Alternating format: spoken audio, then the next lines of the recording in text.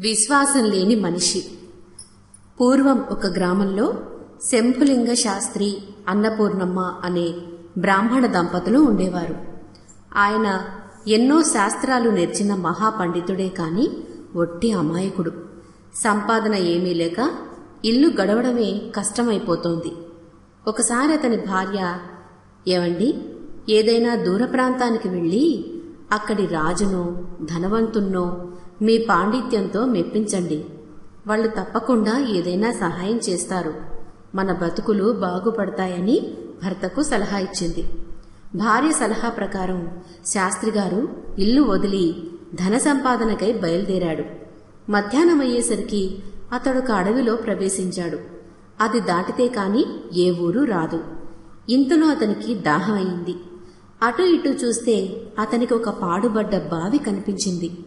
తీరా చూస్తే దానిలో ఒక్క చుక్క కూడా నీరు లేదు. అతనికి అందులో ఒక పులి, ఒక కోతి, ఒక పాము, ఒక మనిషి కనిపించారు. వాళ్లంతా కలిసి ఒకేసారి మమ్మల్ని పైకి లాగి రక్షించు అని ఎంతో దీనంగా వేడుకోవడంతో శాస్త్రికి జాలేసింది. వాళ్లని రక్షించాలనుకున్నాడు. వెంటనే అక్కడున్న కొన్ని చెట్ల తీగల్ని తాడుగా తయారు చేసి ఒక కొనను తాను పట్టుకొని రెండవ కొనను నూతిలోనికి జార విడిచాడు. దాని సాయంతో మొదట పెద్ద పులి బయటకొచ్చింది. అది కృతజ్ఞతతో, నేనిక్కడకు దగ్గరలో ఒక గుహలో ఉంటున్నాను, నీవక్కడికొస్తే మంచి బహుమతిస్తాను అని చెప్పి వెళ్లిపోయింది. ఆ తర్వాత కోతి బయటకొచ్చింది. బ్రాహ్మణోత్తమా, నేను ఆ కనిపించే జలపాతం దగ్గర మర్రి చెట్టుపై ఉంటున్నాను, మీరక్కడికి వస్తే మంచి సాయం చేస్తాను అని ఆ కోతి అందట. తర్వాత పాము బయటకొచ్చింది. అది, హే బ్రాహ్మణ, మీకు అనేక వందనాలు, నేను మిమ్మల్ని కష్టకాలంలో ఆదుకుంటాను, సెలవు అని చెప్పి వెళ్లిపోయింది. చివరిసారి పైకి వచ్చినవాడు మనిషి.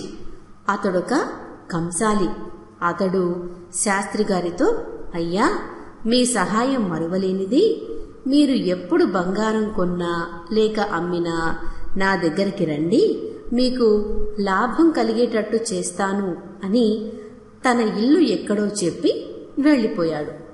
వాళ్లంతా వెళ్ళాక ఆ బ్రాహ్మణుడు అక్కడి నుండి వెళ్లిపోయాడు. ఎన్నో ఊళ్ళు పట్టణాలు తిరిగాడు. కాని ఎవరూ ఇతన్ని ఆదరించలేదు. వృధా ప్రయాస అయ్యిందని బాధపడుతూ ఆ బ్రాహ్మణుడు ఇంటికి తిరుగుముఖం పట్టాడు. మరలా అడవిలోనికి వచ్చాడు. జలపాతం దగ్గర కోతిని కలుసుకున్నాడు. అది అతనికి తీయని పండ్లను ఇచ్చి సంతోషపెట్టింది. అక్కడి నుండి అతడు పెద్ద పులి ఉన్న గుహ వద్దకు వెళ్ళాడు. ఆ పులి, అయ్యా, ఈ నగల్ని తీసుకోండి, ఇవి ఒక యువరాజుకు చెందినవి. ఒకప్పుడు అతడు గుర్రంపై ఇటుగా వచ్చాడు, ఏమి జరిగిందో తెలియదు, కాని అతడు గుర్రంపై నుండి కిందపడి చనిపోయాడు. అతని నగలను నేను తీసి జాగ్రత్తపరిచాను అందట. బ్రాహ్మణుడు ఆనందంగా ఆ నగలన్నిటినీ తీసుకుని మెల్లిగా కంసాలి ఉండే చోటుకు వెళ్లి, అయ్యా, ఈ నగలను తీసుకొని తగిన ధరను నాకిప్పించండి అని అన్నాడట. ఆ నగలు యువరాజు అని కంసాలి గుర్తించాడు. ఎందుకంటే ఆ నగలు చేసినవాడు అతడే. యువరాజు కనిపించక ఆ రాజు, నా కుమారుని ఆచూకీ తెలిపిన వారికి గొప్ప బహుమతి ఇస్తాను అని ప్రకటించాడు. కంసాలికి ఆ సంగతి జ్ఞాపకం వచ్చి, స్వామి, మీరు ఇక్కడ కొంచెం సేపు కూర్చోండి, నేను వెళ్లి వీటిని అమ్ముకొని వస్తానని బ్రాహ్మణుడికి చెప్పి సరాసరి రాజు వద్దకు వెళ్లి ఆ నగల్ని చూపించాడు. ఆ బ్రాహ్మణుడే యువరాజును చంపి ఉంటాడు, వాణ్ణి వెంటనే బంధించండి అని రాజు ఆజ్ఞాపించాడు. వెంటనే బ్రాహ్మణుని లాక్కొని వెళ్లి జైలులో పడేశారట రాజభటులు. నాగరాజా, నన్ను నీవే రక్షించాలి అని ఆ బ్రాహ్మణుడు పాముని ఒకసారి తలుచుకున్నాడు. వెంటనే పాము అక్కడికి వచ్చి అతని దుస్థితిని గమనించింది. అది బ్రాహ్మణుని చెవిలో ఒక రహస్యం చెప్పి వెంటనే మాయమయ్యింది. మర్నాడు రాజభవనంలో పెద్ద అల్లకల్లోలం బయలుదేరింది. రాణిగారిని పామేదో కరిచిందట. ఎందరో వైద్యులు మంత్రగాళ్లు వచ్చి ఏదేదో చేస్తున్నారు, అయినా ఆమెకు తెలివి మాత్రం రావడం లేదని అందరూ అనుకుంటున్నారు. ఆమె పరిస్థితి అంతకంతకు దిగజారిపోతోంది. అప్పుడు రాజు ఎవరు నా భార్యను బ్రతికిస్తారో వారిని గౌరవించి గొప్పగా సన్మానం చేస్తానని ప్రకటించాడు. ఈ వార్త బ్రాహ్మణునకు తెలిసి నేను ఆమెకు వైద్యం చేసి బతికిస్తాను అని రాజుగారికి కబురు చేశాడు. వెంటనే రాజు అనుమతించి అతన్ని రాణివాస మందిరానికి పంపాడట. అతడు రాణిని చేతితో తాకి ఏదో మంత్రం చదివాడు. అంతే, రాణి కళ్ళు తెరిచింది. రాజుకు మహదానందమయ్యింది.